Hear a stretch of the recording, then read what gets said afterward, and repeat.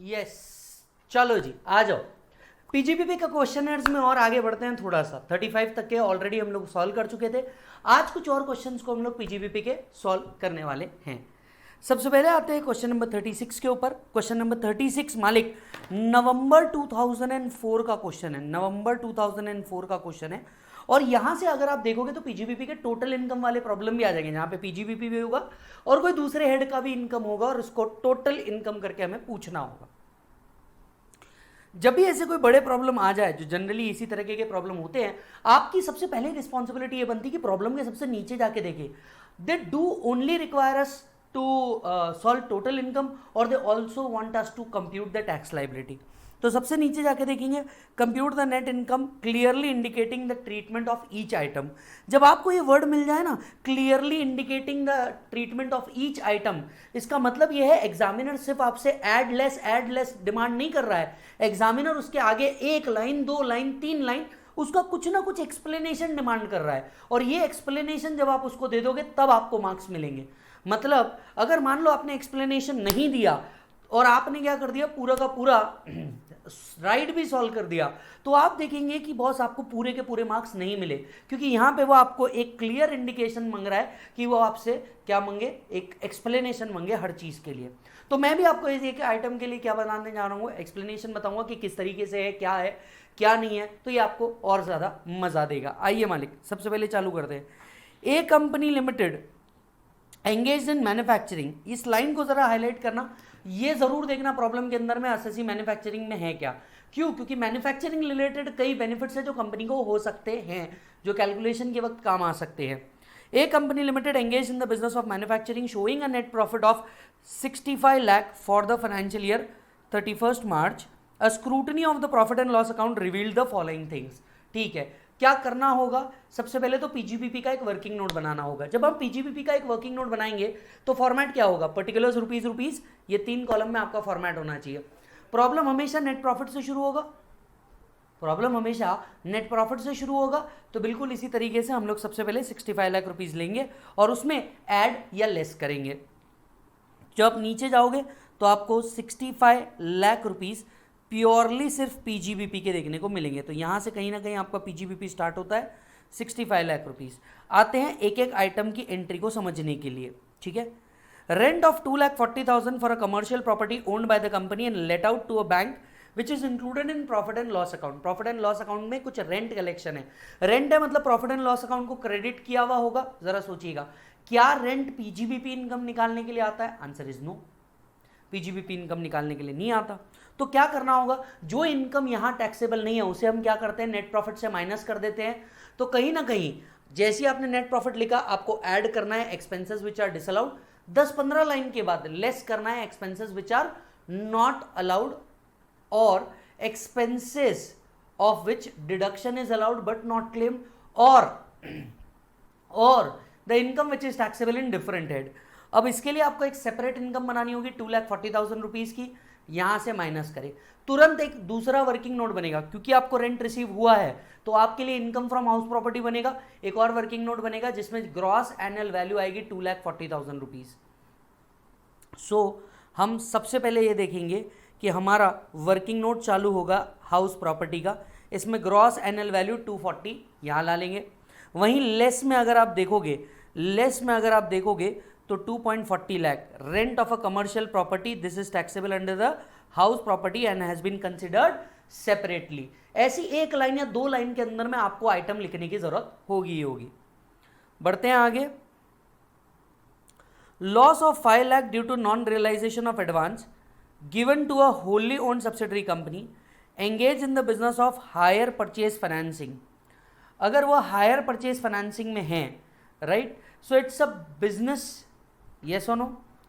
This loss has to be allowed or disallowed? This loss has to be disallowed. Why? Because SSC का ये business नहीं है और ये अदर देन बिजनेस लॉस है। Other then business loss को आपको क्या करना चाहिए? एडबैक करना चाहिए। एसएससी काय में है? मैन्युफैक्चरिंग में।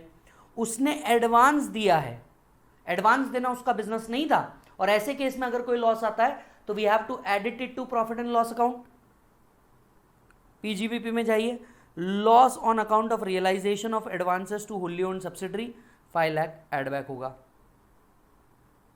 Third, the company used to include interest costing in valuation of its finished good up to financial year 1920. During the year, the company changed its accounting policy as per ICAI and excluded the interest in valuation.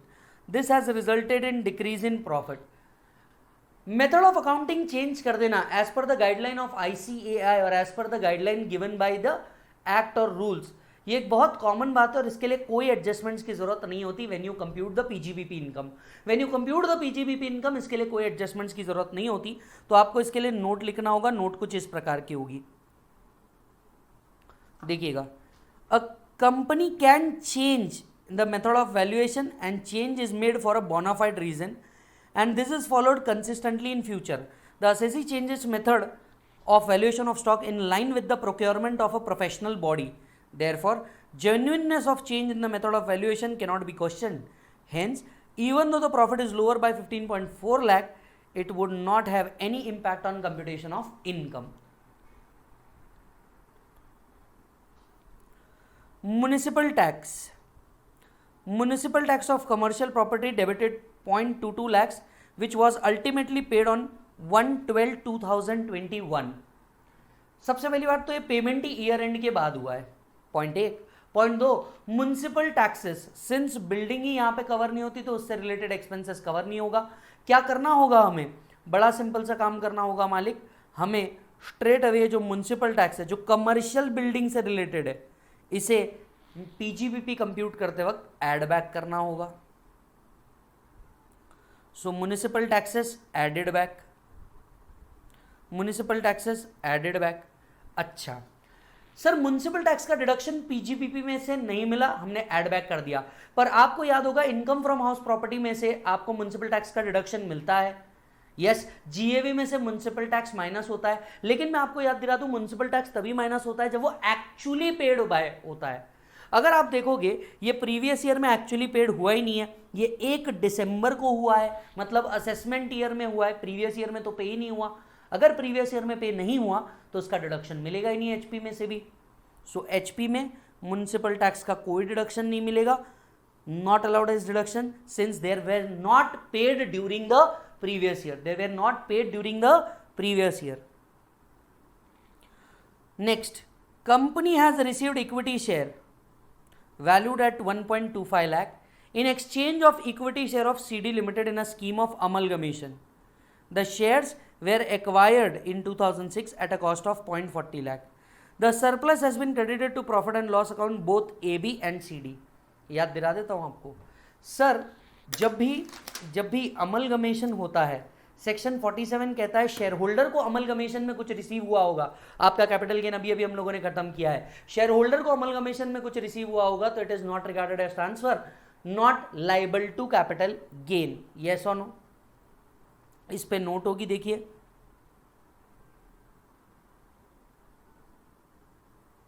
So under 47 any transfer by the share holder in a scheme of amalgamation of a capital asset shares held in amalgamating company does not attract capital gain. अब अगर ये profit and loss account को credit होगा तो हमें बाहर निकालना पड़ेगा क्योंकि ये पीजीबीपी में आने वाला नहीं है। कैपिटल गेन हेड बना करके एक कैपिटल गेन हेड बनाना पड़ेगा वर्किंग नोट 3 और वहां एक नोट डालनी पड़ेगी कि ये टैक्सेबल नहीं है। पीजीबीपी में से माइनस करना पड़ेगा, वर्किंग नोट बनानी पड़ेगी कैपिटल गेन की और वहां लिखना पड़ेगा कि ये टैक्सेबल नहीं है। कितना अमाउंट था, 0.85, ये सरप्लस आपने माइनस किया। आप लेस के आइटम यहां देख रहे हो, ये सरप्लस आपने क्या किया मालिक, माइनस किया।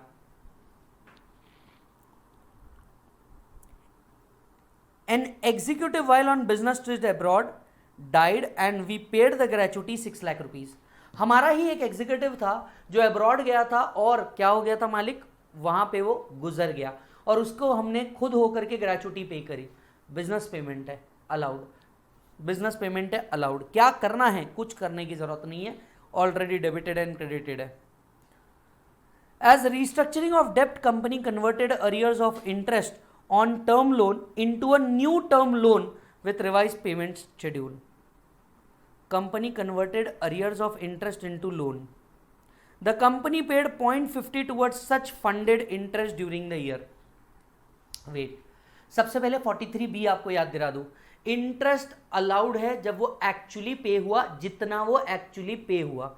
आपने लोन को इंटरेस्ट में कन्वर्ट कर दिया या इंटरेस्ट को लोन में कन्वर्ट कर दिया, आई स्टैंड करेक्टेड, इंटरेस्ट को लोन में कन्वर्ट कर दिया, it is not treated as repayment as per 43B। Further उसमें से भी मान लो अगर कन्वर्ट भी कर दिया, जितना आपने एक्चुअली पे किया होगा that only will be allowed as deduction, ये हमने ऑलरेडी पढ़ा है। सो लेस करोगे आप 50 को, interest on term loan would have been disallowed under 43B in the earlier assessment year due to non-payment. Such interest can be converted into loan. Conversion of loan into interest is not treated as actually paid and hence no deduction for the same. Since company has paid 0.50 lakh in the current year, the same is allowed as deduction in light of provision of 43B.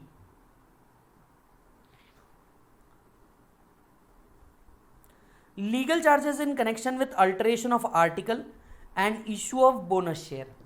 जरा ध्यान से सुनिएगा, alteration of article and issue of bonus share, ये दोनों भी एक business expenditure है जिसका डिडक्शन मिलता है। ऑल्टरेशन ऑफ आर्टिकल एक बहुत कॉमन एडजस्टमेंट है जो कंपनी करती है, सेक्शन 37 के कई केस लॉज में इसको अलाउ किया गया है।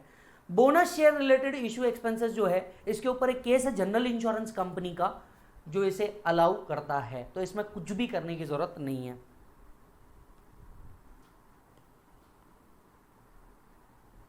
Legal expenses is allowed as deduction, साथ साथ में आपको अंडरस्टैंडिंग के लिए केस भी डाल के रखा है। Bonus issues are allowed, CIT versus general insurance corporation का केस, कुछ नहीं करना है हमें इसमें। The company has purchase scrap material amounting to 60, the payment for which was made in cash on 15 August 2020। एक मिनट, 15 अगस्त को कैश पेमेंट किया है। जनरली जब भी कैश पेमेंट होता है 40A3 अप्लाई करता है, लेकिन अगर पेमेंट उस दिन किया जिस दिन बैंक ही बंद है तो ये क्या होगा, अलाउ होगा। 15 अगस्त इंडिपेंडेंस डे होता है और इस दिन अगर आपने कैश में पेमेंट किया होगा तो इसको डिसअलाउंस अट्रैक्ट नहीं कर देगा। और यहां पे रूल 6DD आ जाएगा। ये बातें आपको ध्यान रखनी होगी, जनरली ये आएगी नहीं ध्यान में, पर ये बातें आपको ध्यान रखनी होगी। Payment of 6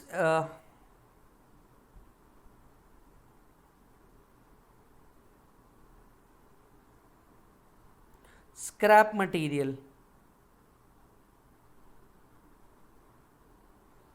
5th payment of scrap material was made on 15th August 2020 being an independence day on which bank are closed. Such payment is covered by rule 6DD। तो इसके कुछ एडजस्टमेंट आपको नहीं करनी है। Profit shown above include 5 lakh received from a foreign government for use of company's product. This was however not brought to India. This was however not brought to India। क्या करना होगा इसका, कुछ करने की ज़रूरत नहीं है, ये ऑलरेडी टैक्सेबल है यूज़ ऑफ कंपनीज प्रोडक्ट के लिए। सो आई थिंक सारे एडजस्टमेंट हो गए।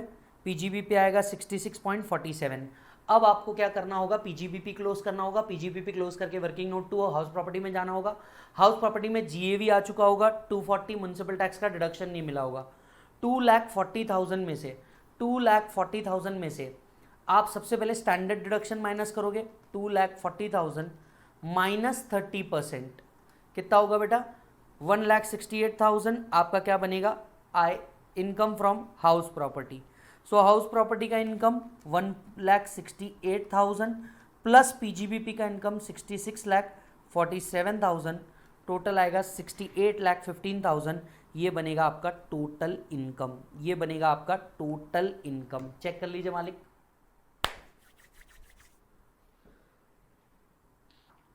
ऐसे बड़े प्रॉब्लम सॉल्व करने में टाइम लगेगा, जितना ज्यादा हैंड प्रैक्टिस से सॉल्व करोगे उतना अच्छा रहेगा।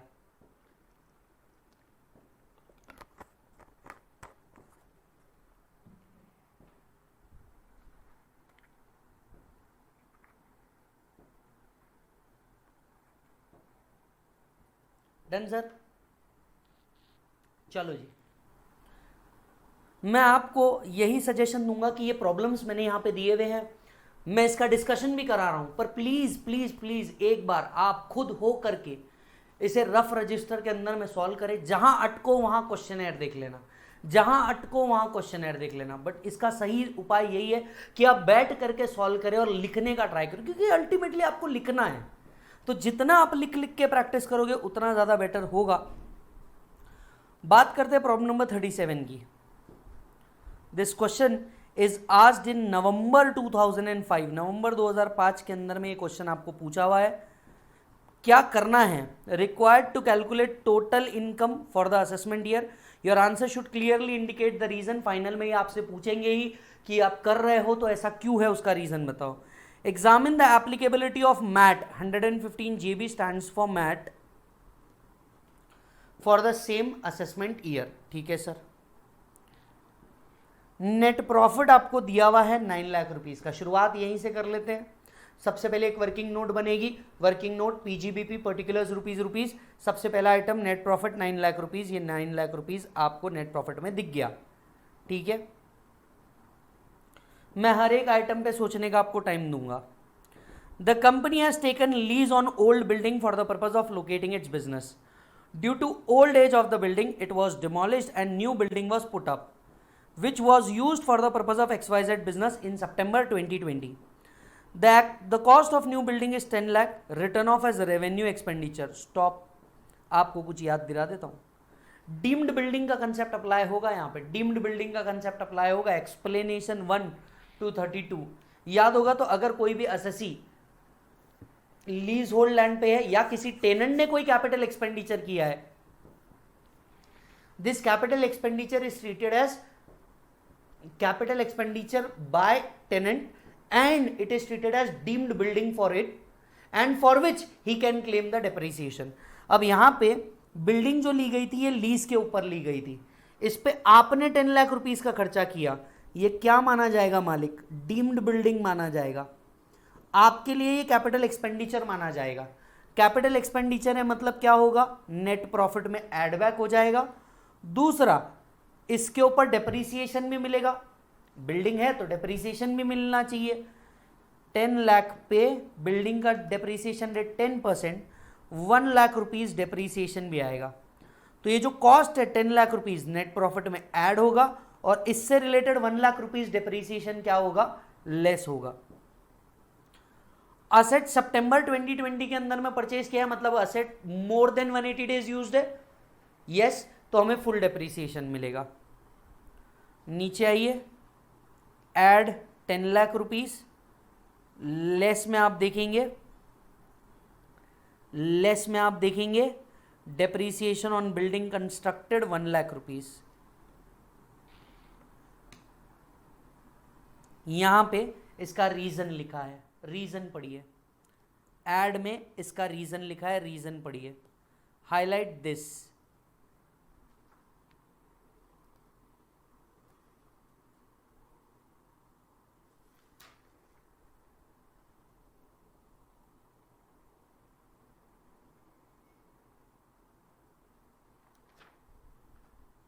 डन। नेक्स्ट पार्ट पे आते हैं। Rupees 1 lakh was paid as annual fees for technical services to foreign collaborator under an agreement which is approved by government. एक अग्रीमेंट के तहत अप्रूव्ड आपने क्या किया है? फॉरेन कोलैबोरेटर को पेमेंट किया है। ये तो बिजनेस एक्सपेंडिचर लगता है। जो बिजनेस एक्सपेंडिचर है वो अलाउड है और जो अलाउड है उसे कुछ करने की जरूरत नहीं है। Allowed, nothing needs to be done. यहां पे हम लोगों ने इसको कवर किया है। Read this, read this.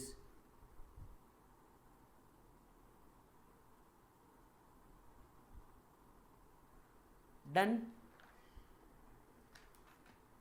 Okay, third point पे आते हैं हम लोग। A company collected 3 lakh from its customer by way of sales tax in the year 10-11 and has remitted it to the government in due time. Customer से sales tax collect किया, government को दे दिया। On the levy being challenged in High Court, the High Court held the collection as illegal। इसी matter के ऊपर हम court के अंदर में गए, कोर्ट ने बोला भी ये इलीगल है एंड स्टेट गवर्नमेंट को ये रिफंड करना पड़ा फरवरी 2021 के अंदर में। सेल्स टैक्स रिफंड आया। स्टॉप स्टॉप स्टॉप, कौन से सेक्शन की हम लोग बात कर रहे हैं? सेक्शन की हम लोग बात कर रहे हैं 41। सेक्शन की हम लोग बात कर रहे हैं 41। आपने जब सेल्स टैक्स पे किया होगा it would have allowed you as expenses. जब सेल्स टैक्स का रिफंड आएगा ये इनकम मानी जाएगी, और अगर ये इनकम है, प्रॉफिट एंड लॉस अकाउंट में ऑलरेडी एडजस्टेड है, आपको कुछ करने की जरूरत नहीं है। इस 3 लाख रुपीस को इनकम माना जाएगा और आपको कुछ करने की जरूरत नहीं है, बस इसके ऊपर नोट देनी पड़ेगी, नोट देनी पड़ेगी। यस, ये एड में सेल्स टैक्स रिफंड है, इसे रीड कीजिए 41(1).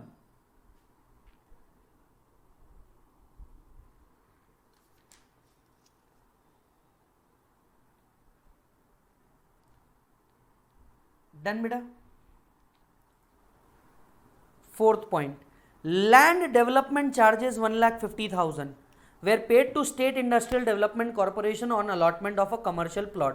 स्टेट इंडस्ट्रियल डेवलपमेंट कॉर्पोरेशन से हमने कोई लैंड ली होगी, लैंड के कुछ डेवलपमेंट चार्जेस होते हैं, वो हमने पे किए 1.5 लाख। ये जो लैंड डेवलपमेंट चार्जेस होते हैं ना बेटा, ये कैपिटल एक्सपेंडिचर होते हैं और इस कैपिटल एक्सपेंडिचर का आपको डिडक्शन नहीं मिलता। दूसरी बात, क्या इस कैपिटल एक्सपेंडिचर पर डिप्रिसिएशन मिलेगा? सवाल ही नहीं उठता, लैंड डेवलपमेंट है तो उसके ऊपर डिप्रिसिएशन नहीं आएगा। डन, चेक करिए, लैंड डेवलपमेंट चार्जेस 150 ऐड करिए गए हैं and this is capital expenditure, not allowed as deduction. इससे रिलेटेड आपको डिप्रिसिएशन माइनस करने की जरूरत नहीं आएगी because it is related to land. Point number 5, a criminal case was filed against director of the company in his official capacity. एक minute, official capacity, ये line आपका बहुत कुछ बदल देगी। ऑफिशियल कैपेसिटी में उसके ऊपर कुछ क्रिमिनल केस फाइल किए थे, उसको डिफेंड किया होगा कंपनी ने। कंपनी अपने डायरेक्टर को जरूर बचाएगी, कंपनी ये जो खर्चा करेगी ये उनके लिए लीगल एक्सपेंसेस माने जाएंगे, एक वैलिड बिजनेस एक्सपेंसेस माने जाएंगे, अपने डायरेक्टर को बचाने के लिए अलाउड कुछ भी करने की जरूरत नहीं है। The company issued in the year bonus shares to the shareholder and for that purpose has to enhance the authorized capital. Fees 1.5 lakh were paid to registrar in this regard. अगर आप अपना कैपिटल ऑथराइज है, इसको बढ़ा रहे हो, right, ये memorandum of association में चेंज है। मेमोरेंडम ऑफ एसोसिएशन का चेंज कैपिटल एक्सपेंडिचर माना जाता है, जबकि एओए का चेंज ये रेवेन्यू एक्सपेंडिचर माना जाता है। सो एमओए में कुछ चेंज हुआ है क्योंकि कैपिटल क्लॉज वही होता है एमओए के अंदर में। एमओए के अंदर में आपने कुछ ऑथराइज कैपिटल के लिए खर्चा किया होगा, ये कैपिटल एक्सपेंडिचर होगा जिसका डिडक्शन मिलने वाला नहीं है, 1.5 लाख रुपए एड बैक होंगे। Enhancement of authorise capital is a capital expenditure, check कीजिएगा, इट्स अ कैपिटल एक्सपेंडिचर। 1,50,000 क्या करेंगे मालिक? एड बैक किया जाएगा।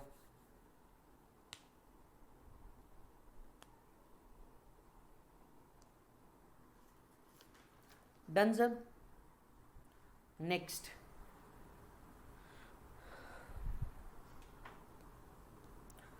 Company paid 70,000 and interest on deposit to some non resident buyer on which no tax is deducted. याद आ रहा होगा अगर आपको 40AI नॉन रेसिडेंट को कोई पेमेंट किया जिसपे टीडीएस डिडक्ट नहीं किया, डिसअलाउड पूरा का पूरा 70,000 एड बैक कर देंगे। जो एक्सपेंसेस डिसअलाउड है उसे एड बैक करो। Overdraft interest 40,000 was paid to company's bank to enable the company to pay its income tax dues. Interest paid to bank to repay income tax is not allowed as deduction. So ये overdraft interest जो है ये allowed नहीं होने वाला। Overdraft interest not allowed as deduction in view of East India Pharmaceutical Company. एक बात मैं आपको याद दिला दूं, इन केस लॉस को आपको याद करके कोई मतलब नहीं है, रेफरेंस के लिए मैंने आपको दे रखे हैं, बट आपको इसको याद नहीं रखने हैं। The opening and closing stock were 90 and 117 respectively were under valued by 10%। क्या करेंगे हम लोग? ऐसा एक एडजस्टमेंट हम लोग ऑलरेडी कर चुके हैं, क्लोजिंग स्टॉक वाला ऐड करेंगे, ओपनिंग वाला लेस करेंगे, या तो डिफरेंस कर देना।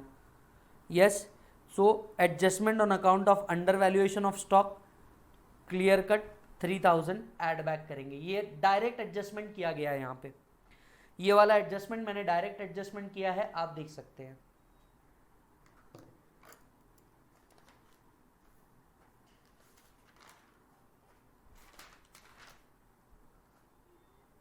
Done sir.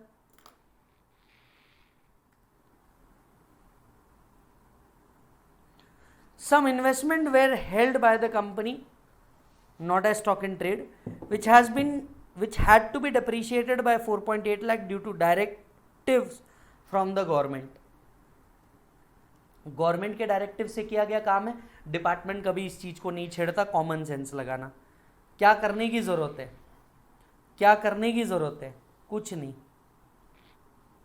पीजीबीपी कंप्यूट करते वक्त तो कुछ नहीं। The balance on 1st April to the profit and loss account shown in the balance sheet was debit of 2 lakh rupees. ठीक है, ठीक है,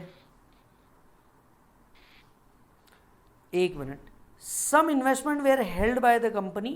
It was not a loss of stock in trade, which is to be depreciated by 4.8% due to the directives.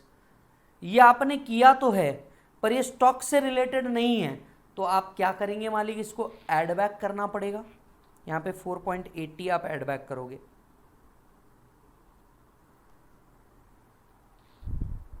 Read कीजिए comment को।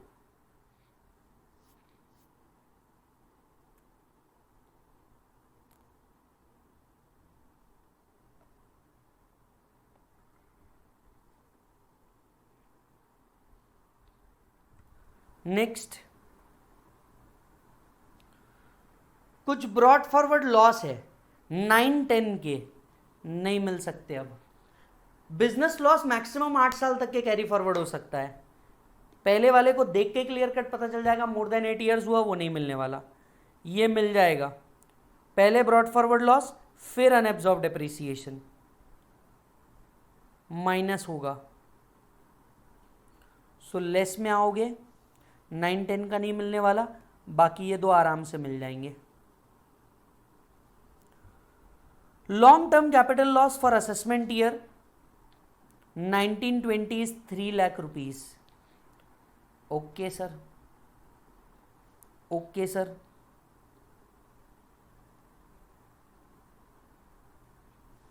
बाकी क्या बचता है, आई गेस कुछ नहीं, सारे एडजस्टमेंट हो चुके हैं। पीजीबीपी निकल जाएंगे, आपकी अदर इनकम निकल जाएगी, आपकी अदर इनकम निकल जाएगी,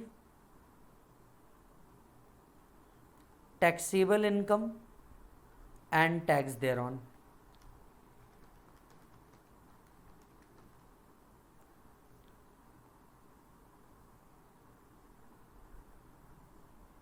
यस,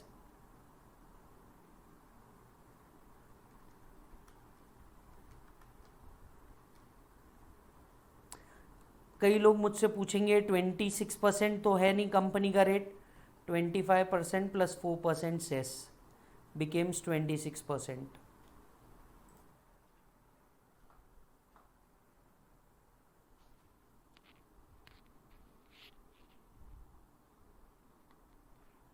यहाँ आप देखेंगे मैट से रिलेटेड एडजस्टमेंट है। जब एक बार हमारा मैट पढ़ के हो जाएगा तो आपको ये एडजस्टमेंट्स भी क्लियर कर समझ में आ जाएंगे।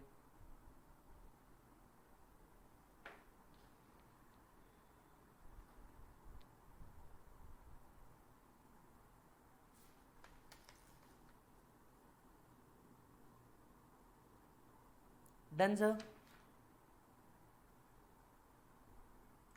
चलिए नेक्स्ट आते हैं प्रॉब्लम नंबर 38 के ऊपर। It's a May 2006 question. May 2006 question बड़ा इजी सा क्वेश्चन था। X limited is engaged in the manufacture and sale of textile. एक मिनट, मैन्युफैक्चर करना क्या है, टोटल इनकम निकालना है, ठीक है। X limited is engaged in the manufacture and sale of textile. Its net profit for the year ending after debit and credit is 75। Particulars rupees 75 से चालू होगा। Payment to 2 employ 250 each in connection with their voluntary retirement. ठीक है sir, ठीक है sir. 2 employees को payment दिया, ध्यान से सुनना, 2,50,000 ईच को दिया, मतलब कितना हुआ 5 लाख। याद होगा तो 35DDA कहता है VRS का पेमेंट 1/5 में अलाउड है, तो अलाउड कितना हुआ 1 लाख। इस साल डिसअलाउ कितना हो जाएगा 4 लाख। 4 लाख को क्या करना पड़ेगा, एड बैक करना पड़ेगा as per section 35 DDA। 4 lakh, 35 DDA, 4/5 will be disallowed. Check कर लो, 4/5 will be disallowed. Next, charges of 2 lakh paid for advertisement in souvenir published by political party. everybody political party याद कर, super 35 में बहुत अच्छे से हम लोगों ने पढ़ा था. पॉलिटिकल पार्टी को कंट्रीब्यूशन अलाउ या डिसअलाउ? डिसअलाउ. क्या करना पड़ेगा? एड बैक करना पड़ेगा 2 लाख रुपीस, ये एड बैक. लेकिन हमने डिडक्शन भी पढ़ा है, डिडक्शन इसके साथ साथ में जोड़ के पढ़ा है. कंपनी है 80 GGB में डिडक्शन मिलेगा. यस, ये रिकॉलिंग रखना अपने पास, क्योंकि हमको टोटल इनकम पूछ रहा है, मतलब ग्रॉस में से डिडक्शन भी माइनस होंगे, ये रिकॉल रखना. Retrenchment compensation paid to employ of one of the unit close down during the year. Retrenchment compensation जो 10 लाख रुपए आप पे कर रहे हैं, क्या ये अलाउड है? बिल्कुल अलाउड है, कुछ करने की जरूरत नहीं है. बिजनेस में रिट्रेंचमेंट कंपनसेशन देना होता है. So retrenchment compensation is an allowable deduction. Case law याद रखने की जरूरत नहीं, कॉन्सेप्ट याद रख लेना. ठीक है, आगे बढ़ते हैं. Capital expenditure incurred for promoting family planning among its employ. अरे भाई साहब, जबरदस्त क्वेश्चन है. वो 1/5 वाले सारे एडजस्टमेंट इसके अंदर में देखने को आपको मिल रहे हैं. एक मिनट, असेसी कंपनी है, यस, इसका भी डिडक्शन 1/5 पे मिलेगा, इसका भी डिडक्शन 1/5 पे मिलेगा. याद होगा तो सेक्शन 36 कितना है? 3 लाख डिवाइडेड बाय 5. अलाउड कितना होगा? 60,000. डिसअलाउ कितना होगा? 2,40,000. 2,40,000 को क्या करेंगे? Add back. 2,40,000 retrenchment compensation. Interest paid 234B for short payment of advance tax pertaining to the year, that is 1,10,000. मैं आपको याद दिला दूं, इंटरेस्ट अंडर 234B का जो पेमेंट है, ये interest for breach of law किया गया है, किसी ना किसी कानून को ब्रीच करने के लिए किया गया है. अगर ये इंटरेस्ट पेनल नेचर का है तो ये अलाउ नहीं हो सकता. 37 की ये बात हमें याद रखनी होगी. It is not for breach of law. अब आपने इंटरेस्ट दिया है 234B का, मतलब एडवांस टैक्स का कंप्लायंस आपने नहीं किया, क्या करेंगे? एड बैक करेंगे. पूरा 1,10,000 एड बैक हो जाएगा. Loss incurred in transaction of purchase and sale of shares of various company. ये जो शेयर्स आप बाय एंड सेल कर रहे हैं, राइट, ये लॉस आपको बिजनेस लॉस हुआ है क्या? नहीं, अलाउ होने वाला नहीं है, ये कोई आपका बिजनेस नहीं है. 3 लाख रुपीज एड बैक कर देंगे. नोट नंबर 5 रीड करें.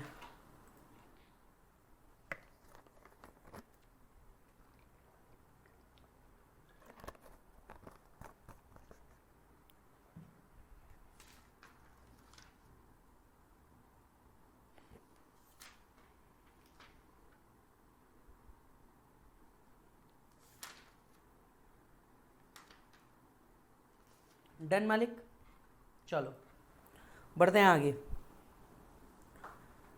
लॉस इनकर्ड इन अच्छा, dividend receive from a foreign company 2 lakh rupees. एक मिनट, ये जो डिविडेंड रिसीव हुआ है आपको, सबसे पहले पीजीबीपी कंप्यूट करते वक्त माइनस करेंगे income from other sources. Finance act 2020 कहता है डिविडेंड टैक्सेबल हो चुका है, तो पीजीबीपी में से माइनस करेंगे. एक और वर्किंग नोट बनाएंगे, particulars rupees income from other sources, dividend income 2 lakh rupees. यहां से लेस अदर सोर्सेज में ऐड,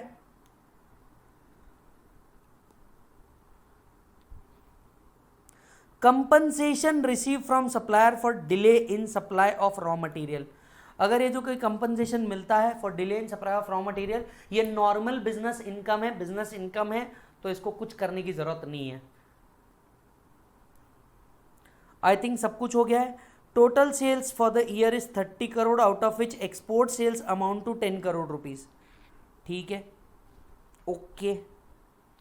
हम क्या करेंगे? पीजीबीपी क्लोज करेंगे, income from other sources close करेंगे, दोनों का टोटल इनकम निकालेंगे. अपने प्रॉब्लम में इतना आ रहा है. कुछ चीज़ हमें याद रखनी थी. 80 GGB के अंदर में आपको क्या मिलेगा? डिडक्शन मिलेगा. कंपनी ने जितना भी पॉलिटिकल पार्टी को दिया होगा, provided amount is not paid in cash, हम ये अज्यूम कर सकते हैं.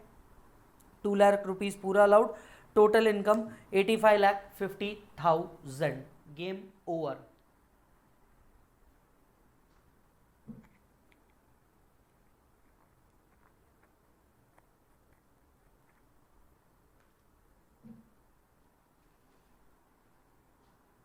Done sir.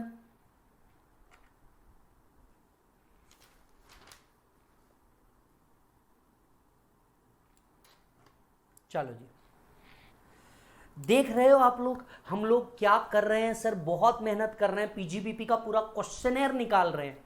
पीजीबीपी के अंदर में आपने देखा होगा हमने कंसेप्ट से जितने ध्यान दिए हैं, हर एक कंसेप्ट को हम लोगों ने बहुत डीपली किया, चाहे वो रेगुलर बैच हो, चाहे वो सुपर 35 बैच हो। इनफैक्ट अगर कोई सुपर 35 बैच लेता है ना तो उसका फटाफट कॉन्सेप्ट ओवर होता है और उसका पूरा का पूरा ध्यान हमारे साथ क्वेश्चनर डिस्कशन की ओर आ सकता है। आप रिसेंटली भी देख रहे होंगे हम लोग क्या कर रहे हैं, कॉन्सेप्ट्स करते हैं, पहले हाफ में कॉन्सेप्ट्स करते हैं, दूसरे हाफ के अंदर में दनादन क्वेश्चन निकालते हैं, चाहे वो कैपिटल गेन का क्वेश्चनर हो हमने खत्म कर दिया, छोटे छोटे टॉपिक का क्वेश्चनर हो हमने खत्म कर दिया। पीजीबीपी बड़ा है तो इसके क्वेश्चनर को भी टाइम लग रहा है। डेली अगर आप देख रहे होंगे हम लोग 3 दिन से हम लोग जितने 20-30 जितने क्वेश्चन होते हैं उनको कंप्लीट करते जाते हैं। नंबर ऑफ क्वेश्चन जितने सॉल्व होंगे आपके पास एडजस्टमेंट उतनी ध्यान रहेगी। And practice is the key marks लाने के लिए, practice is the key marks लाने के लिए। यस, मैं सभी बच्चों को बोलूंगा, आपको अगर इस सुपर 35 का अगर फायदा हो रहा होगा या क्वेश्चनर का फायदा हो रहा होगा, आप प्लीज सुपर 35 में आए, अमेंडमेंट्स पढ़े और साथ साथ में उसके क्वेश्चंस को देखें। आप देख सकते हैं क्वेश्चनर भी अमेंडेड है और इसमें पास्ट एग्जामिनेशन क्वेश्चन कवर्ड है। इनफैक्ट आपका कोई दोस्त होगा आप उसको भी बोलिए कि बॉस तू सिर्फ क्वेश्चनर की बुक भी ले ले और ये सब भी चालू कर सकता है। क्वेश्चन नंबर 39 के ऊपर आ गए हम लोग। 39th question which is asked in November 2006। Sir November 2006 का क्वेश्चन है, जरा देखिएगा। जैसे ही क्वेश्चन मिले पहली हैबिट लगा दीजिए, तुरंत नीचे देखना करना क्या है। Compute total income, furnish the explanation for each item. PGBP में आपसे बहुत बार डिमांड किया ही जाता है। RST is engaged in manufacturing and sales of drug pharma, net profit after debit and credit of following is 28 lakh. पहला working note, everybody working note number 1, PGBP particulars rupees, net profit as per profit and loss account 28 lakh. Adjustment done. Habit बना लो, आपके mind में ये पूरी चक्री घूमनी चाहिए कि हाँ इसके बाद ये करना, इसके बाद ये। एक एक एडजस्टमेंट पे आएंगे। Income tax paid on non monetary perquisite, allow या डिसअलाउ। डिसअलाउ 40A, क्या करेंगे डिसअलाउ है तो एड बैक कर देंगे पूरा 1 लाख रुपए, एड बैक कर दिया 40A। Read it, read it.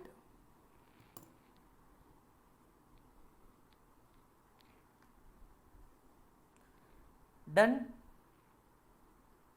अच्छा जी, next point, legal fees paid in defending the title of factory premises. ये तो आपका बिजनेस एक्सपेंडिचर हुआ, nothing to be done. Legal expenses allowed, कुछ करने की जरूरत नहीं है।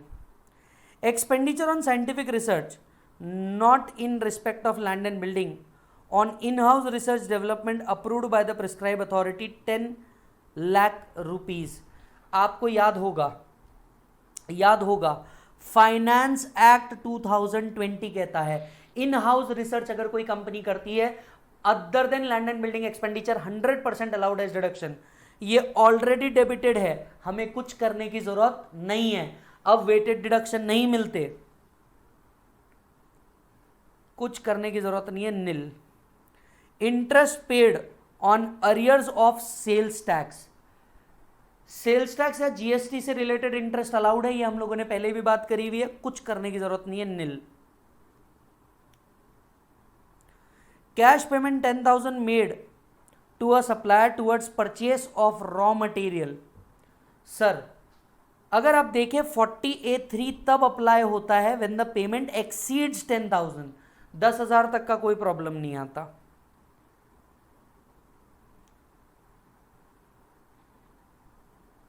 Rent receive from letting out a vacant land, rent receive from vacant land सबसे पहले तो पीजीबीपी में से लेस करना पड़ेगा और आपको एचपी के जगह इस बार अदर सोर्सेज इनकम बनानी पड़ेगी, not HP. Sir vacant land का रेंट है, यस तभी तो एचपी में सेक्शन 22 कहता है there must be land building appurtenant thereto. अगर एचपी में इनकम लेके आनी है तो there must be building along with land. ये सिर्फ बेयर लैंड का मिला है। इनकम फ्रॉम अदर सोर्सेज में आप क्या करोगे, ये 1,00,000 रुपए ऐड करोगे, पीजीबीपी से 1,00,000 लेस, एक और working note, income from other sources particular rupees, rent from a vacant plot 1,00,000 rupees. ये एडजस्टमेंट आपको करनी है जब पेपर बनाओगे। 1,00,000 रुपए क्या कर दोगे बेटा, माइनस करोगे,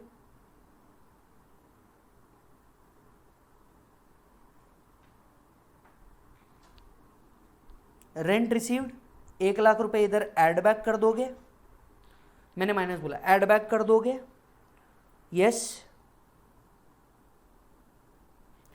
यहां से निकल गया, यहां ऐड बैक कर दोगे, कहां पे, अदर सोर्सेज में, पीजीबीपी से लेस अदर सोर्सेज में ऐड बैक कर दोगे। Arrears of rent received 2,00,000 rupees. The said property is sold during the year ended 31/3/2016. Arrears of rent received section 25B deal करता है। अरियर्स ऑफ रेंट रिसीव जब भी होता है, लॉ कहता है it is taxable in the year of received and 50% is allowed as deduction. सबसे पहले पीजीबीपी में से 2,00,000 रुपए माइनस करने पड़ेंगे, जो ये रहे। अब इनकम फ्रॉम एचपी का एक और वर्किंग नोट बनाना पड़ेगा, particulars rupees, working note number 3, income from house property, arrears of rent received कितना, 2,00,000 रुपीज। जब भी अरियर्स ऑफ रेंट रिसीव्ड होता है इसमें से 30% डिडक्शन अलाउ होता है। सो 2,00,000 माइनस 30% का deduction 1,40,000 rupees other income from house property में आना चाहिए। Yes, arrears of rent received इसमें से 60,000 माइनस होंगे। कुछ और भी ब्रॉड फॉरवर्ड है, इसके लिए वो आपको 140 नहीं दिख रहा होगा, यहाँ पे आपको देखने को माइट भी मिल सकता है वो। कंपनी हैज पेड रॉयल्टी, ये देखो ये यहाँ लिखा है, company has brought forward loss from property, ये 40,000 भी यहाँ पे एडजस्ट हो जाएंगे, माइनस हो जाएंगे। Income from house property 1,00,000 rupees आ गया। Company has paid royalty in India to a foreign company amounting to 3,00,000 on 1/5/2019, which was disallowed by AO since tax was not deducted. Company deducted and paid the tax in 2021. क्या करना पड़ेगा sir, royalty payment जो earlier disallow हुआ था, इस time जब actually पे होता है वो अलाउ होता है, माइनस करेंगे हम उतना अमाउंट। 3,00,000 रुपीज माइनस किया, उसका एक्सप्लेनेशन रीड करें। जब सारे एडजस्टमेंट हो जाएं, पीजीबीपी क्लोज होगा, एचपी क्लोज होगा, अदर सोर्सेस क्लोज होगा, टोटल इनकम बनेगी।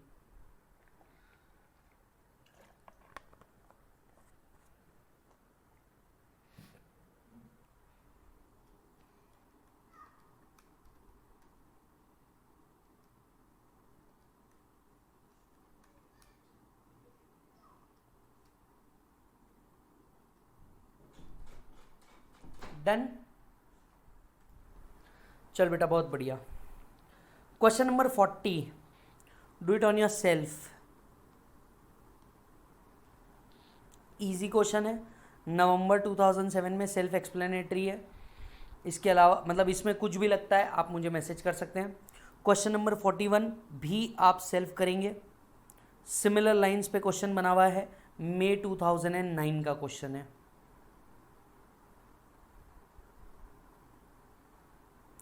42, let's do it,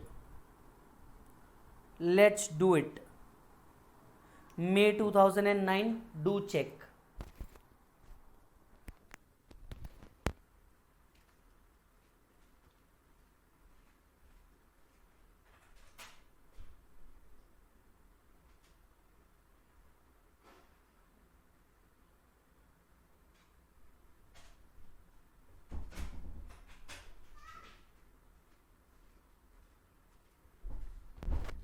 ये क्वेश्चन किसका दिख रहा है साहब, 35E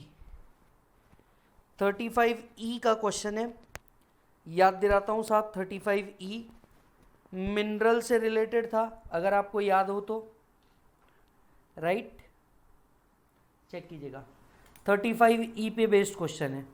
बहुत कम क्वेश्चन होते हैं जो इन स्पेसिफिक सेक्शंस के ऊपर आते हैं, और आए हैं तो आपने एक बार तो भी अपनी आंखों से नीचे से निकाल देना चाहिए, क्योंकि ये बहुत रेगुलर क्वेश्चन नहीं होते। तो एक आध बार आंखों के नीचे से बहुत रेयरेस्ट टू रेयर क्वेश्चंस निकाल देना चाहिए। मई 2009 में आया था। Singhal sons mines for acquiring the rights of mineral had taken a mine on lease for a period of 15 years. Mr. Naresh against an amount of 30 lakh payable in 3 installments. Amount of 1 lakh was paid and charged as expenses. ठीक है। Examine critically, क्या allowance मिलेगा या नहीं मिलेगा। Sir मैं आपको एक बात बता दूं, 35E के अंदर में साइट एक्वायर करने के लिए डिडक्शन नहीं मिलता। बस इतना सा कंसेप्चुअल क्लैरिटी आप में होनी चाहिए, बाकी आपको हर चीज़ का मिल जाएगा। साइट एक्विजिशन के लिए आपको ये चीज़ नहीं मिलती। So 35E expenditure on acquisition of site do not qualify for deduction. Expenditure on acquisition of site, expenditure on acquisition of deposit of any minerals और right in such deposit, expenditure of capital nature being building machinery, plant, furniture, etc. Since 30 lakh is paid for acquiring the site of source of mineral, the same is not deductible under 35E, and therefore 10 lakh is paid shall be disallowed. 10 lakh paid shall be disallowed.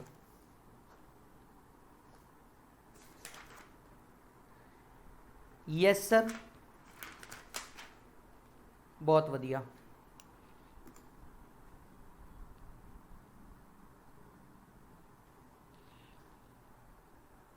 Read this question.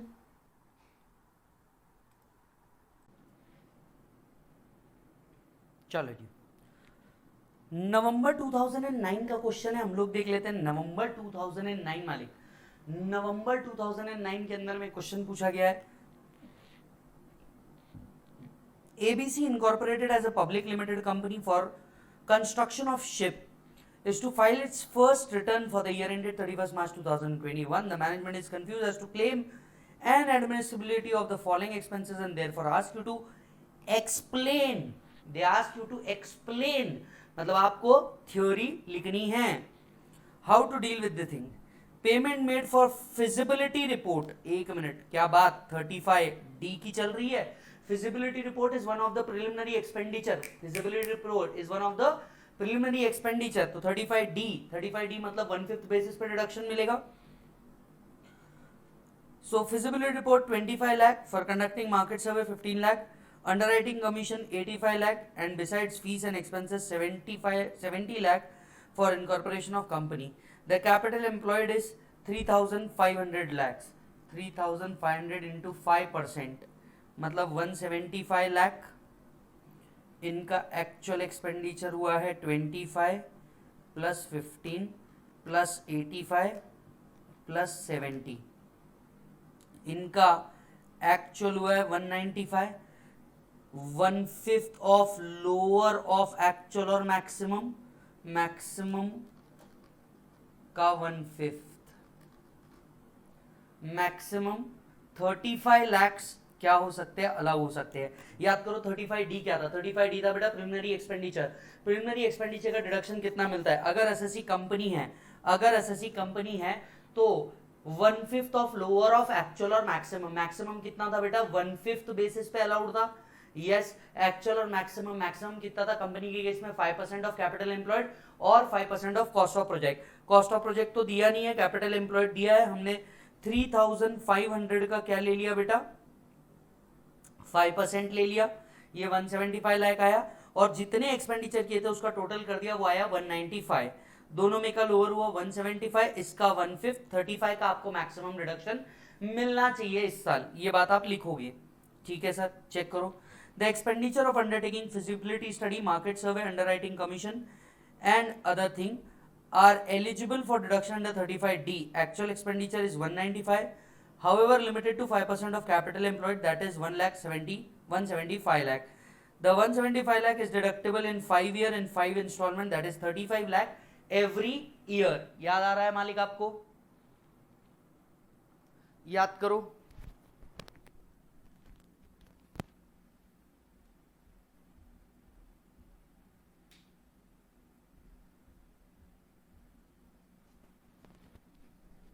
Done.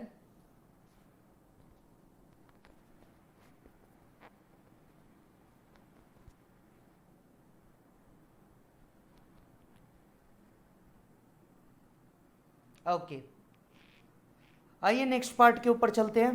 The next part is amount of 15 lakh was paid to local mafia don for evacuation of inhabitants who were occupying the land to be used as yard.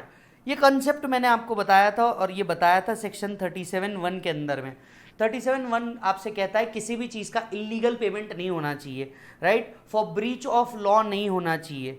सो आप अगर देखें तो ये नल्ले don को जो आपने payment किया है ये अलाउ होगा या डिसअलाउ होगा? डिसअलाउ होगा 37(1) के अंदर में। So as per explanation to section 37, any expenditure incurred by assessee for the purpose of which an offence which is prohibited by law shall not deem to have been incurred for the purpose of business. So amount paid to local mafia is not eligible for deduction. पढ़िए साहब ये भी।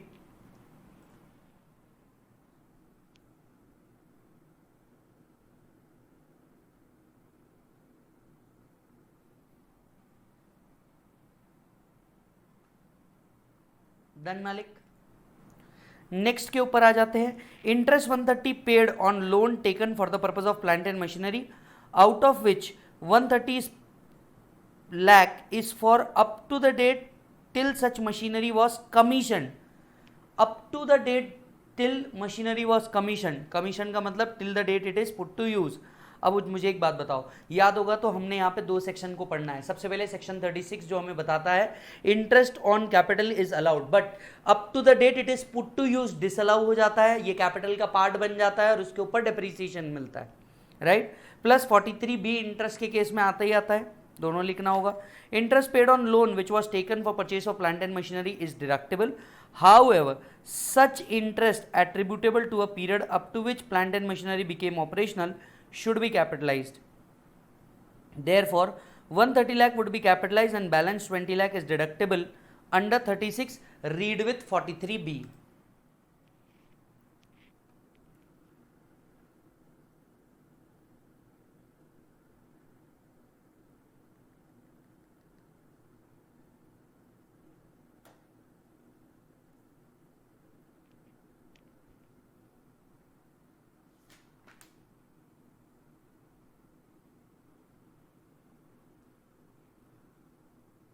Done.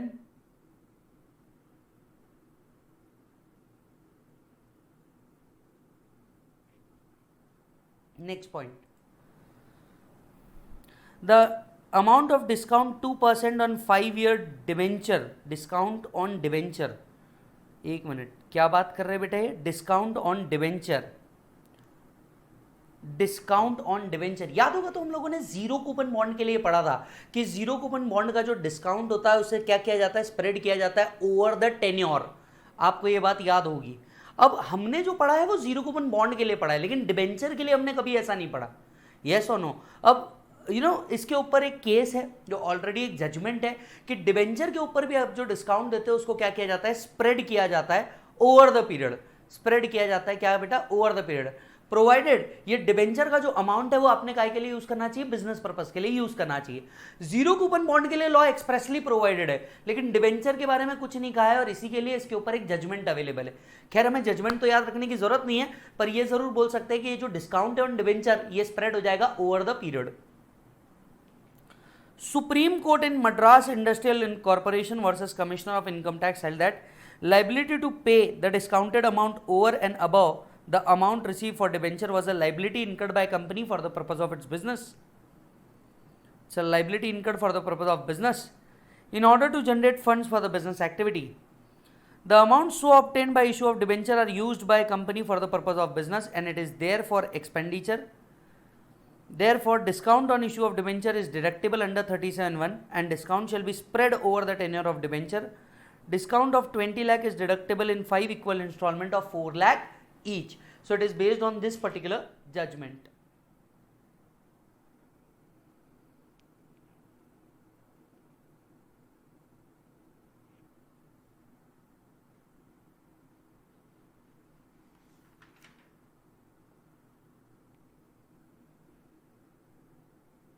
Done. Last, interest से related है. Interest of 400 lakhs on term loan taken from financial institution was accounted for by 31st March 2021 on accrual basis. The payment terms allowed a moratorium on interest for a period up to 30/6/2020. इस पे moratorium मिल गया. The interest of 200 lakh outstanding was paid by company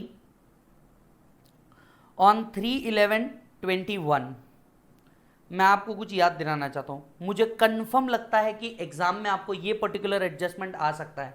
नवंबर 2009 का adjustment confirm आपको आएगा, क्योंकि Covid situation के अंदर में भी मॉरेटोरियम दिया था, और सेम सिचुएशन 2008 में जब मार्केट क्रैश हुआ था तब भी दिया था.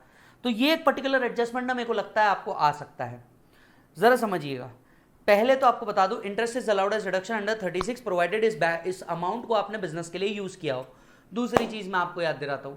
दूसरी चीज ये है बेटा कि interest is allowed as reduction only if it is actually paid before filing return of income. तो यहां पे इन्होंने 3/11 को पे किया है, मतलब नवंबर में, जो सारी ड्यू डेट्स के पार हो चुका है. आइए ध्यान देते हैं. As per 43B, any sum payable by assessee as an interest on loan or borrowing from any public financial institution or state financial corporation, investment corporation, in accordance with the terms and condition agreement governing such loan or borrowing shall be allowed as deduction only in the previous year in which such sum is actually paid. This is irrespective of the previous year in which liability to pay was incurred. The provision of 43 shall not apply in relation to any sum which is actually paid before the due date of filing return under 139(1). Now, here it will be allowed as deduction in the year in which the payment is made, and the last date was return filing assumed to be 31st October 2021. तो इस साल तो वो मिलने नहीं वाली, सीधा अगले साल मिलने वाली है.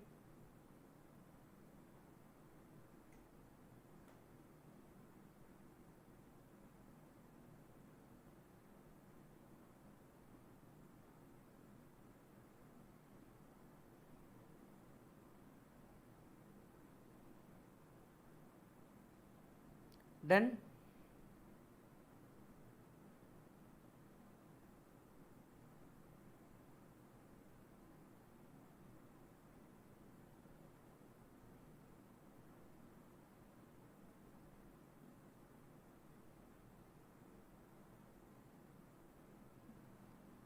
चलो जी, done sir. Question number 44 do it self काय का बेस्ड है.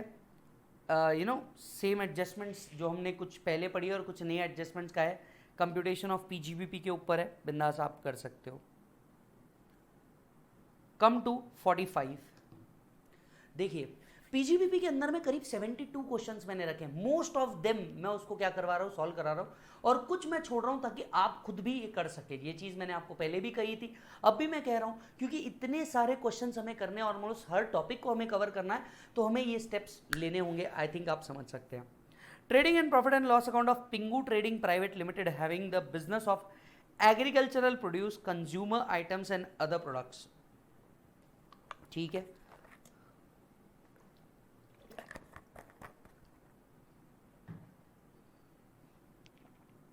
कुछ फर्दर आइटम्स लिखे हुए हैं. मई 2010 का क्वेश्चन है. चाह क्या रहा है हमसे, compute the income chargeable to tax. यानी ये हमसे compute the income chargeable to tax मतलब टोटल इनकम की बात कर रहा है. Compute the income chargeable to tax मतलब ये किसकी बात कर रहा है मालिक, हमसे टोटल इनकम की बात कर रहा है, because total income is chargeable to tax. Yes. शुरुआत कहाँ से करेंगे, दिख तो रहा है पीजीबीपी, इसका नेट प्रॉफिट भी दिख रहा है. नेट प्रॉफिट से शुरुआत करेंगे, नोट्स में जाएंगे, फिर क्रेडिट साइड, फिर डेबिट साइड, एक एक एडजस्टमेंट को उठाया जाएगा. ठीक है. सबसे पहले वर्किंग नोट नंबर 1 बनेगा, पर्टिकुलर्स रुपीज बनेगा, नेट प्रॉफिट आएगा 33,90,000 दिख जाएगा. सबसे पहले ये ये आ गया 33,96,000, sorry 90,000. Okay. Adjustment.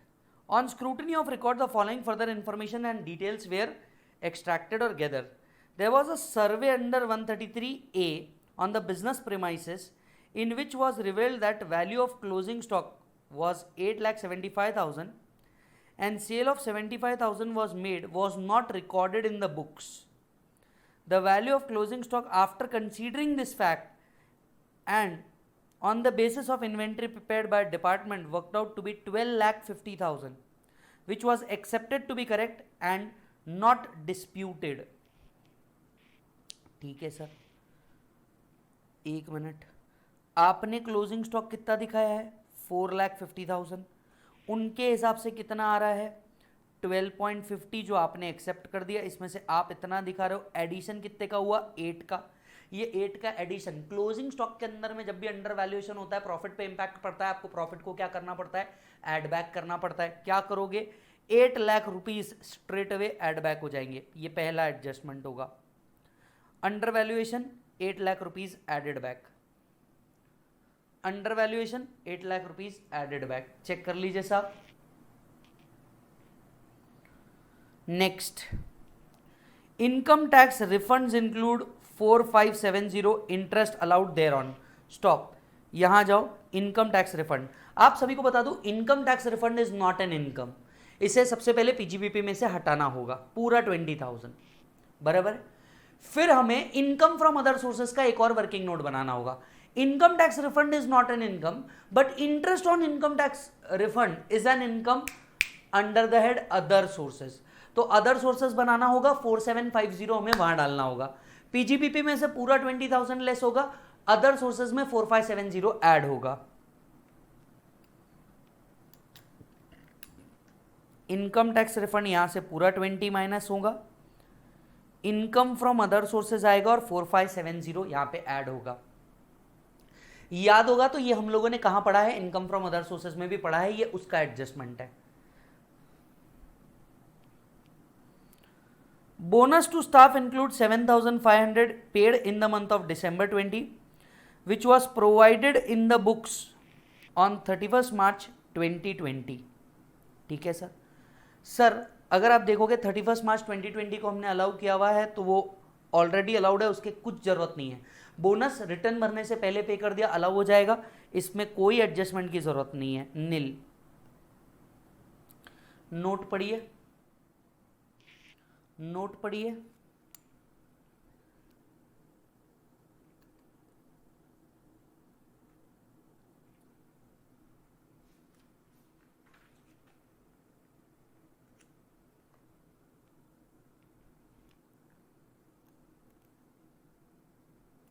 Done. Okay. Next, rent of premises include 5,500 incurred on repairs. The assessee was under no obligation to incur such expenditure as per rent agreement. Stop.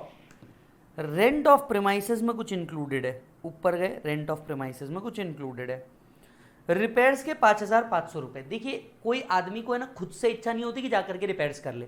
पहले एक बात ये समझ लेना, खुद होके कोई भी आदमी अच्छी भली चीज को रिपेयर करने नहीं बैठेगा. मतलब रिपेयर किया होगा तो कहीं ना कहीं तुम एक अजम्पशन लिख सकते हो that this would have been incurred for the purpose of business. Suppose 30 में अलाउड नहीं भी है, 30 में अलाउड नहीं भी है तो 37(1) में वैसे भी अलाउ हो सकता है.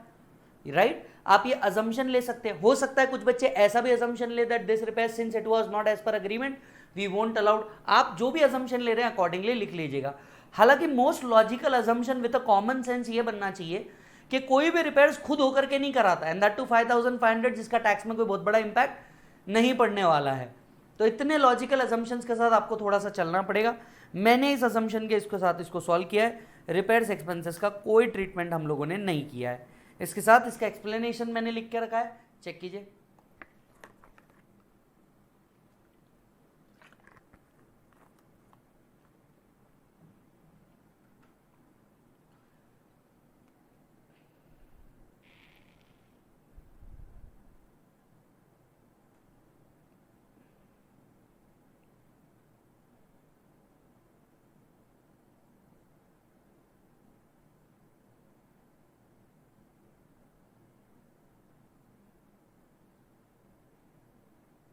डन मालिक? Okay, next point, advertisement expenses include 2500 paid to advertisement publisher in the souvenir of political party. Allow disallow? Disallow section 37(1), 2500 add हो जाएंगे, ऐड हो गए। मिसलेनियस एक्सपेंसेस इंक्लूड, ऊपर गए miscellaneous expenses. Miscellaneous expenses include amount 15,000 paid towards penalty for non fulfilment of delivery conditions of contracts. Sir मान लीजिए जो damages आप पे करते हो ना बिजनेस में, फॉर एग्जांपल डिलीवरी लेट पहुंची इसके लिए, ये सारे बिजनेस एक्सपेंडिचर ही माने जाते हैं। These are for the purpose of business only, कुछ नहीं करना है। 1 lakh given to an institute for carrying out research on a social science, इसका 100% डिडक्शन मिलता है, कुछ नहीं करना है, ऑलरेडी डेबिटेड है। Amount 1 lakh paid to wife of director who is working as junior lawyer for taking an opinion in dispute matter, the senior advocate of Supreme Court has charged only 25,000 for the same। अच्छा, ये तो access payment हो गया director की wife को, जिसका fair market value 25,000 है, आपने 1 लाख दे दिया, 75,000 एड बैक किया जा सकता है। So out of this 3 75,000 add back होगा। Amount of 1 lakh paid to electoral trust, ये 1 लाख रुपए जो इलेक्टोरल ट्रस्ट को दे रहे हो ये एड बैक हो जाएगा, और टोटल इनकम निकालते वक्त आपको इसका क्या मिल सकता है, डिडक्शन मिल सकता है। तो यहां के 75,000, यहां के 1 लाख एड बैक हो जाएंगे,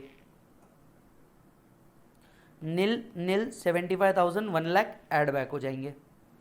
यस, डायरेक्टर की वाइफ रिलेटिव मानी जाती है, 48 आएगा। GST demand paid includes 5,300 charge as penalty for delay in filing the returns and 1,250 as interest for delay in deposit of tax। वैसे मैं आपको याद दिला दूं, इंटरेस्ट तो खैर अलाउ हो जाएगा, लेकिन पेनल्टी ऑफ GST अलाउ नहीं है, 5,300 एड बैक हो जाएंगे। इंटरेस्ट अलाउड है, उसको कुछ नहीं करना है। Company had the investment of 25 lakh on the construction of warehouse in the rural area for the purpose of storage of agricultural produce। इसे ऑल टुगेदर एक डिफरेंट बिजनेस माना जाएगा 35 AD। This was made available for use from 15 September and the income from this activity created is credited to profit and loss account under the head warehousing charges। ये ठीक है, क्या करोगे आप, यहां से लेस करोगे, यहां से लेस करोगे, चेक करो 35 AD के अंदर में आने वाला बिजनेस है ये।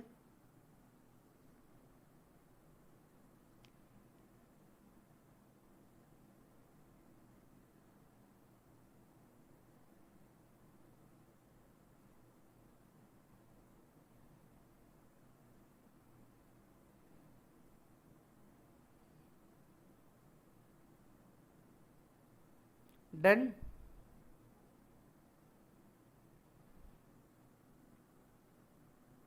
आ जाओ आगे।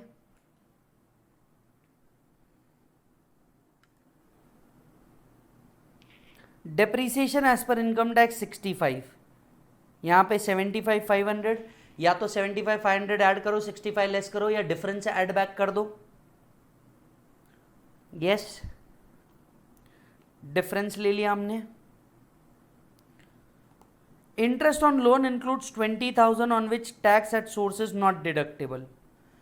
20,000 रुपीज का इंटरेस्ट है, 20,000 इंटू 30%, अज्यूमिंग ये इंटरेस्ट तुम किसको दे रहे हो, रेसिडेंट को दे रहे हो, इसका 30% डिसअलाउ हो जाएगा, खत्म सर। ये under valuation related adjustment, PGBP compute होगा, अदर सोर्सेज ऐड होगा, ग्रॉस टोटल इनकम आएगा। ग्रॉस टोटल इनकम से 2 डिडक्शन मिलेंगे, एक 80 GGB का मिलेगा, किसका, पॉलिटिकल पार्टी को डोनेशन दिया था, साथ ही साथ इलेक्टोरल ट्रस्ट का डोनेशन भी 80 GGB में कवर होगा, ये दोनों भी यहां पे कवर हो गए, आपका नेट इनकम आ गया। प्लस ये जो लॉस है 35 AD का, ये इनडेफिनेट पीरियड के लिए कैरी फॉरवर्ड हो सकता है। चेक करो मालिक,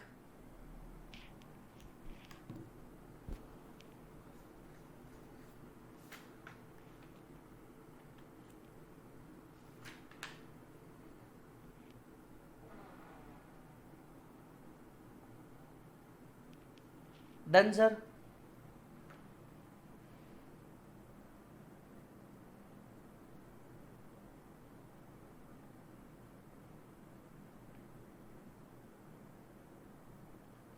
done. The next two problems, 46 and 47, do it self. 46 is a very good problem, you should do it mandatorily. 47, do it self. Again, you just need to brief here. Come to 48. May 2010. May 2010. This section is based on 35 AD. 35 AD के ऊपर based एक question है, अच्छा question है, read it. Read it. Indian gas limited commenced its operation of business of laying and operating a cross country natural gas pipeline. The company incurred capital expenditure 300 lakh including 45 lakhs on land, ये मिलने वाला नहीं है, and financial instrument 5 lakh, ये मिलने वाला नहीं है, मतलब 300 में से 50 गए, 250 का मिल सकता है अब तक। During the period from 1819 1 April 2018 to 30 June मिल जाएगा। The company did not claim deduction for such expenditure in the earlier assessment year, ठीक है। Entire expenditure was capitalised on 1 July 2020, ठीक है sir. Further during the previous year the company incurred capital expenditure, ये तो previous year के हुए, during the previous year आपके 200 हुए, मतलब टोटल हुए 450। Compute the amount of deduction available under 35 AD had company fulfilled all the condition. If company has a loss from such business how the same is to be set off and carry forward. Set off कैसे होगा बोलो, same head में ही हो पाएगा, that is same income के साथ। Carry forward कैसे हो पाएगा, इनडेफिनेटली। क्या लिखना होगा, 35 AD प्लस कैलकुलेशन बताना होगा 450 का, प्लस इन दोनों के बारे में एक्सप्लेनेशन लिखना होगा, टन मार्क्स मिल जाएंगे। So as per 35 AD, if an assessee start business of laying and operating a cross country natural gas pipeline for distribution including storage facility, then he shall be allowed the following deduction. Any expenditure prior to commencement of operation if it is capitalized in the books of accounts except the cost of land, goodwill or financial instruments. Any capital expenditure incurred after the commencement of business is also allowed in the previous year in which expenditure is made. So 200 plus 250, overall deduction 450. If company had a loss after claiming the expenses of 450, the resulting loss shall be dealt as per section 73A. Any loss computed in respect of specified business shall not be set off against profit and gains of any other except against the profit and gains from any other specified business.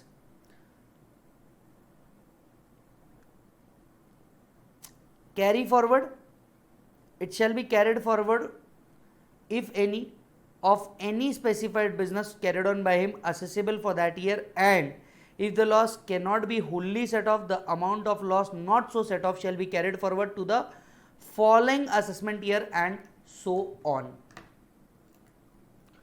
Following assessment year and so on.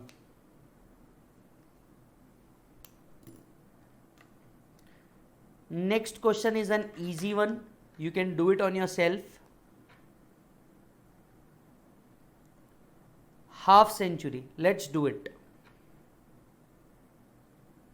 Question is of November 2011. Good question, computation related question. XYZ Private Limited Manufacturing, what we need to do? Compute the total income indicating the reason, ignore the mat. ठीक है sir, again total income वाला problem है और आप देख सकते हैं हम लोग टोटल इनकम वाले प्रॉब्लम्स के ऊपर फोकस करे जा रहे हैं, क्योंकि जानता हूं मैं एग्जाम में टोटल इनकम वाले प्रॉब्लम आते हैं, जानता हूं मैं आपको टोटल इनकम वाले प्रॉब्लम आते हैं। The net profit of the company, सबसे पहला वर्किंग नोट आपके ध्यान में आ गया, XYZ असेसमेंट ईयर लिखने का, कंप्यूटेशन ऑफ PGBP लिखने का, working note number 1 particulars rupees, net profit से स्टार्ट करने का, 50 लाख लिखने का, यस, नेट प्रॉफिट से स्टार्ट करने का, 50 लाख लिख देने का। Okay,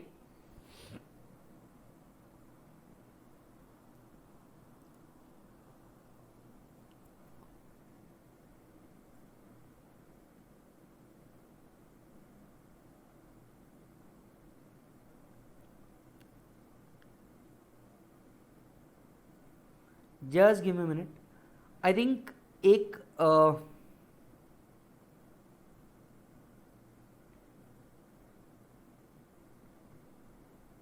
there's one silly mistake. This has to be 150 lakh rather than 50 lakh. This has to be 150 lakh.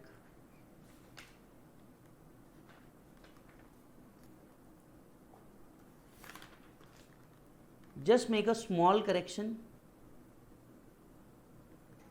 So 150 lakh आ जाएगा जो यहाँ पे भी लिखा है. One time license fees 20 lakh paid to foreign company for obtaining franchisee. Franchisee payment के लिए one time licence fees paid किया है 20 लाख रुपीस का. ये फ्रेंचाइजी फीस क्या होती है मालिक? ये फ्रेंचाइजी फीस होती है कि बिजनेस स्टार्ट करने के लिए जो आप पेमेंट करते हैं, ये वो फीस होती है जो आप पेड करते हैं. क्या आपको पता है फ्रेंचाइज इज इनटेंजिबल? फ्रेंचाइज क्या है बेटा? इनटेंजिबल है, और इसके ऊपर आपको डेप्रिसिएशन मिलना चाहिए फ्रेंचाइज लाइसेंस के ऊपर. तो ये जो एक्सपेंडिचर है कैपिटल एक्सपेंडिचर है जिसके ऊपर 25% डेप्रिसिएशन मिलना चाहिए. 20 लाख रुपीज आप एड बैक करेंगे और 25% का डेप्रिसिएशन क्लेम करेंगे. This 20 lakh has to be added back and depreciation on intangible 25% of 20 lakh 5 lakh. समझ में आई बात? Next 29,000 paid to A&N Company, a good transport agency, in cash for transportation of product to its warehouse. कुछ करने की जरूरत नहीं है. गुड ट्रांसपोर्ट एजेंसी को 29 की जगह 35 तक के भी कैश देते तो कोई प्रॉब्लम नहीं होती. इसका कुछ एडजस्टमेंट नहीं करना है. Rent of 6 lakh received from letting out its office premises. Municipal tax in respect of said part of the building amounts to 15,000 remain unpaid. सबसे पहली बात तो आपको ये जो रेंट है 6 लाख रुपीज पीजीबीपी से लेस करना है. एक और वर्किंग नोट बनाना है. Working note number 2, income from house property, gross annual value 6 lakh rupees. आप खुद देखिए सर, ये एचपी का कैलकुलेशन के साथ कई बार अब हो चुका है. क्या क्या चीज़ें लेस करनी है. लेस में रेंटल इनकम है 6, यहाँ से हटाओ. एक अलग वर्किंग नोट बनाओ, उसमें GAV 6 लाख रुपीज लेकर के आओ. 2 lakh being contribution to university approved finance act 2020 का अमेंडमेंट 100% डिडक्शन मिलेगा जो ऑलरेडी डेबिटेड है. कुछ करने की जरूरत नहीं है. कुछ करने की जरूरत नहीं है. नोटिफाइड है. 3 lakh being lost due to destruction of machinery caused by a fire due to short circuit. Insurance company did not admit the claim. एक मिनट, इंश्योरेंस कंपनी से अगर कोई क्लेम नहीं मिला तो ये प्योर डेड लॉस हो गया. क्या हो गया बोलो जल्दी से? प्योर डेड लॉस हो गया आप लोगों का. यहां पे ये जो लॉस है, अगर ये लॉस है तो ये कैपिटल लॉस है जिसको आपको एड बैक कर देना पड़ेगा एड में. Right. Municipal tax for let out property वाला 15,000 का पार्ट भी आप एड बैक करोगे. क्यों? चेक कीजिए. क्योंकि आपने municipal tax due in respect of such properties debited to PNL and has to be added back. क्योंकि हमने ये इनकम को क्रेडिट किया था, कौन सी? रेंट वाली. तो इससे रिलेटेड एक्सपेंसेस हमने डेबिट किए होंगे. ये 15,000 एड बैक करना था, मैं बोलना भूल गया था. ये 3 लाख रुपीज लॉस हुआ होगा. लॉस आपने पीएनएल को डाला होगा. कैपिटल लॉस है, अलाउड नहीं है. दूसरा नोट फ्रेंचाइज से रिलेटेड था. Franchise is an intangible asset. तीसरा ये गुड ट्रांसपोर्ट एजेंसी का था. चौथा कंट्रीब्यूशन टू यूनिवर्सिटी अप्रूव्ड था.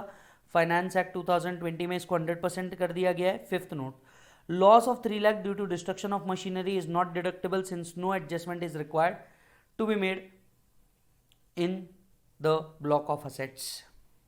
ब्लॉक में कोई चेंज नहीं करना, बट हाँ ये ऐड कर देना है loss. 4 lakh and 1 lakh being an amount waived by bank out of principal and arrears of interest. in one time settlement. The loan was obtained for making working capital. Wait, ये जो loan का waiver हुआ है, waiver of loan हुआ है, क्या लगता है ये क्या होना चाहिए? वेवर ऑफ लोन हुआ है, क्या लगता है क्या होना चाहिए? देखिए दो चीजें हैं, एक वेवर ऑफ लोन, एक वेवर ऑफ इंटरेस्ट। ये जो वेवर ऑफ इंटरेस्ट है ना बॉस, ये जो वेवर ऑफ इंटरेस्ट है, राइट, ये यहां कवर नहीं होगी। सबसे पहले इसको लेस करना पड़ेगा। वाई? नोट नंबर 9 चेक करें। Waiver of principal amount is a trading activity benefit, 41(1) के अंदर में आ जाएगा रेमिशन और cessation of liability. Since the loan waiver has already been credited to P&L, no adjustment is required. Since loan is for meeting working capital requirement, it is logical to assume it is taken for trading activity. However, the treatment is different in respect of interest of loan. Such interest on such loan would not have been allowed as deduction in the earlier years as per 43B due to non-payment of such interest. Waiver of interest will not be taxable. Since 1 lakh representing interest waiver has already been credited to P&L, the same has been deducted while computing the business income. Super adjustment, super adjustment.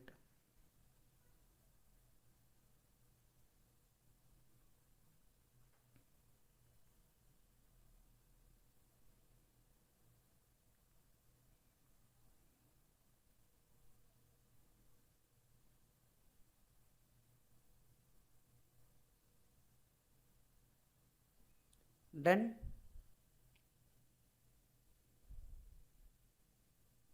Okay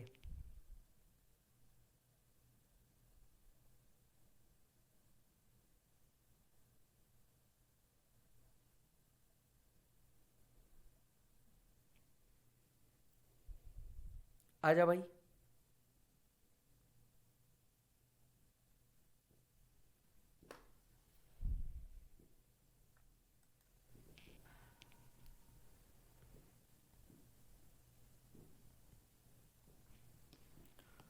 One lakh being amount payable to contractor who does not have PAN number for repair work at a company's factory. Tax of 2000 was deducted and paid in time. एक minute बेटा, अगर किसी के पास pan number नहीं है तो उसका जो टीडीएस होना चाहिए था, ये किस रेट पे होना चाहिए था? हायर रेट के ऊपर होना चाहिए था, दैट इज 20% के ऊपर होना चाहिए था। ये चीज़ आप जब टीडीएस में जाओगे तब भी देखोगे, मतलब आपका ये जो पेमेंट है ये हायर रेट पे टीडीएस होना चाहिए था। चेक करें। Sixth point, non furnishing of PAN to the deductor result in attracting 206AA which required deducted at the rate of 20%. Since company has deducted 2% and not 20%, disallowance on 40AIA would be attracted in respect of payment of 1 lakh. However, disallowance shall be 1 lakh into 18 divided by 20, क्योंकि आपने दो तो deduct किया, 18 का नहीं किया, मतलब 90,000 का डिसअलाउंस होगा 30%, that is 27,000. Very good adjustment. This is the key adjustment. Yes, license fees was also a key adjustment. 1 lakh being amount payable to a contract, ये तो हो गया अभी. Dividend of 0.10 lakhs from P Limited on 1000 equity share of 10 each, purchase at 100 per share. The rate of dividend declared is 100%. The record date is 1st December. The shares were sold on 1st March at 80 rupees. The loss of 20 lakh has been debited to P&L. मैं आपको एक बात बताऊं, ये concept किसका है? Dividend striping. Dividend striping याद करो, हम लोगों ने इनकम फ्रॉम अदर सोर्सेज में डिविडेंड स्ट्रिपिंग पढ़ा था. रिकॉर्ड डेट से 3 महीने पहले आपने लिया और रिकॉर्ड डेट के 3 महीने बाद अगर बात बेच दिया तो उतना लॉस आपको अलाउ नहीं होगा जितना डिविडेंड इनकम आपका क्या हुआ था, एग्जम्प्ट हुआ था. उतना लॉस आपको अलाउ नहीं होगा जितना डिविडेंड इनकम आपका क्या हुआ था, एग्जम्प्ट हुआ था. अब इसका ट्रीटमेंट देखिए. शॉर्ट टर्म कैपिटल लॉस जो आया 20,000 वो क्या हो जाएगा, एड बैक हो जाएगा. डिविडेंड जितनी इनकम आई है ये टैक्सेबल हो जाएगी. Finance act 2020 dividend income tax होती है। Short term capital loss can be set off only against the income under the head capital gain, therefore loss of 20,000 is added back and to be carried forward next year. Dividend is credited to P&L and has to be deducted while computing business income and take it in income from other sources. Depreciation on tangible fixed asset 1 lakh, 1 lakh है, add back हो जाएगा, actual depreciation less हो जाएगा।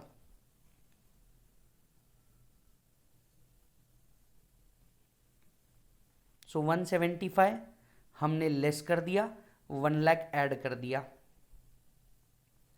Company has obtain 2 lakh from ABC private limited in which hold 60% voting right. The एक minute, private limited है, private limited से क्या मिला है? लोन मिला है। 222E वाला एडजस्टमेंट आएगा यहां पे, 222E। जबरदस्त प्रॉब्लम था। Dividend stripping, income from other sources, mark this important. इसमें पीजीबीपी है, इसमें डिविडेंड स्ट्रिपिंग है, इसमें 222E है। जबरदस्त प्रॉब्लम। चेक कर लीजिए एक बार सारे नोट्स।